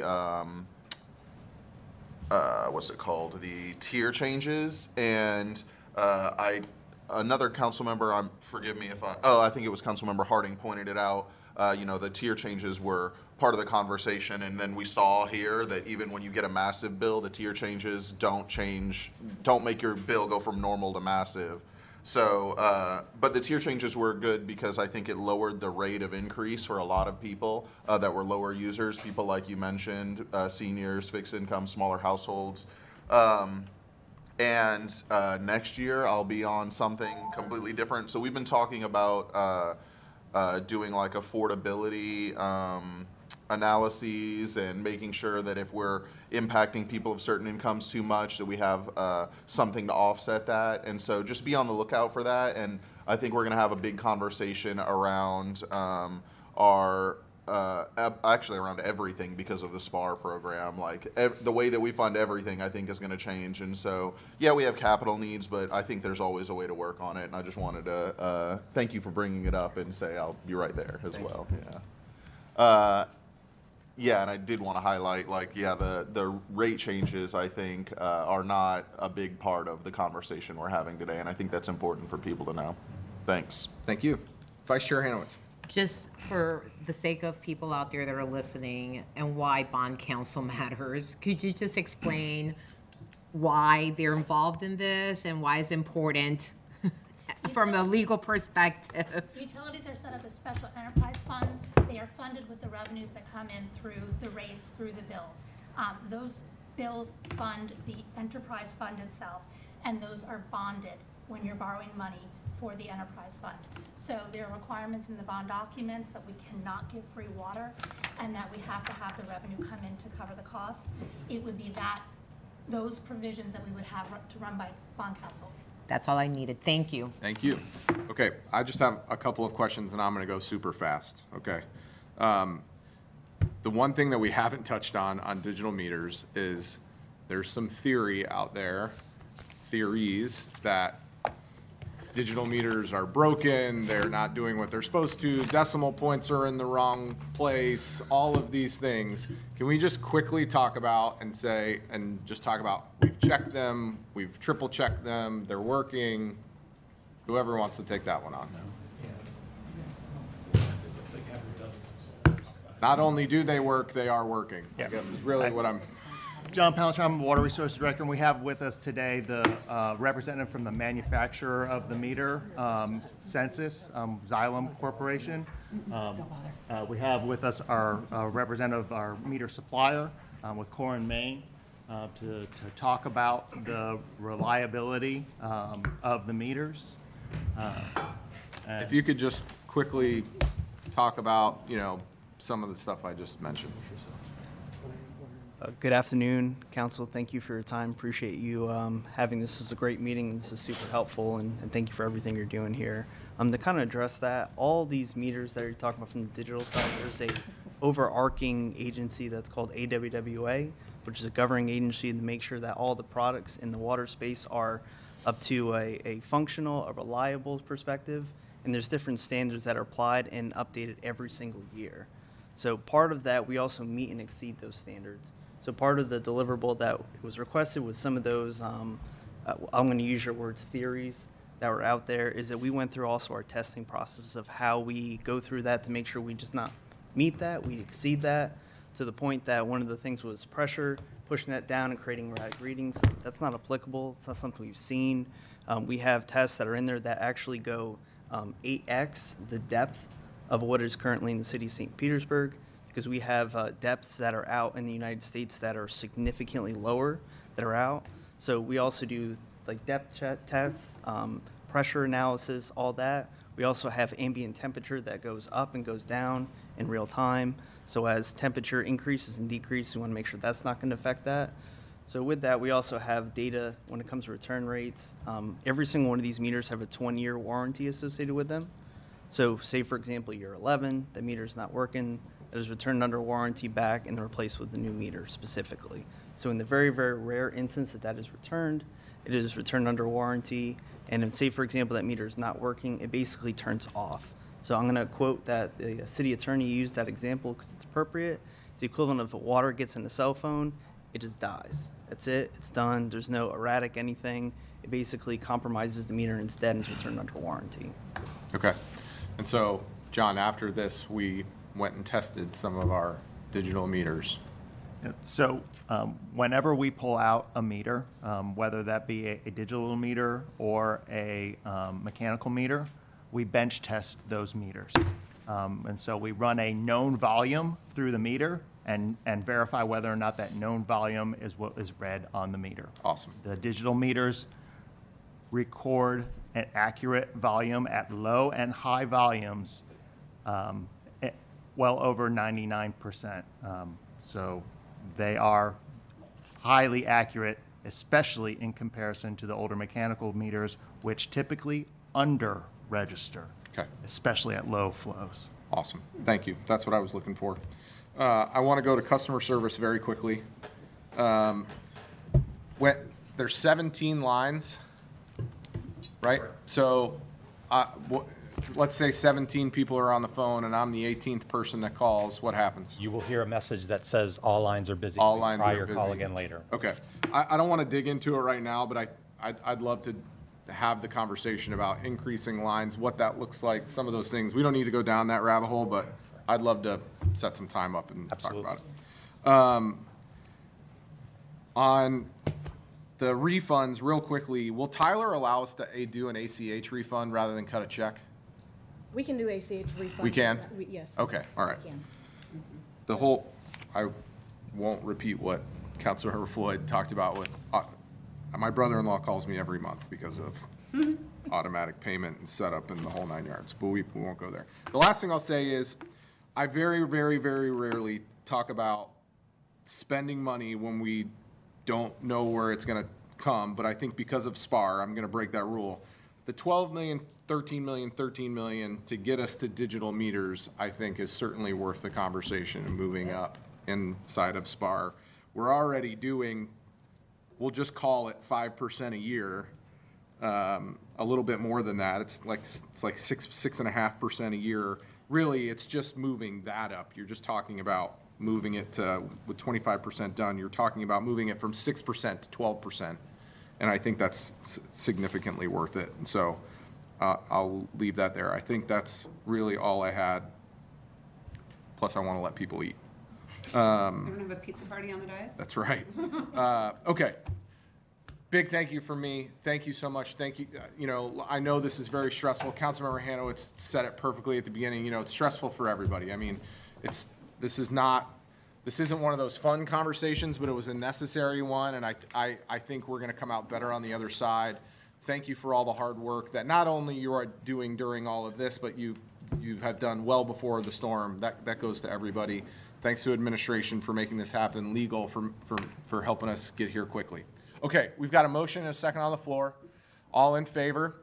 Aye. Any opposed? Motion carries. Councilmember Gabbard. I'd like to make a motion that we approve the two ordinances and send that forward to the March 6th City Council meeting. For first reading. Okay, we have a motion. Any other discussion? All in favor? Aye. Any opposed? Motion carries. Okay, our next meeting, this is the wrong binder, so no, this is the right one. It's next week. Yeah, next week we added, February 27th on private lateral line studies and resilient St. Pete updates. If there's nothing else for the good of the order, Committee of the Whole is adjourned. Thank you, everybody. Thank you, everyone.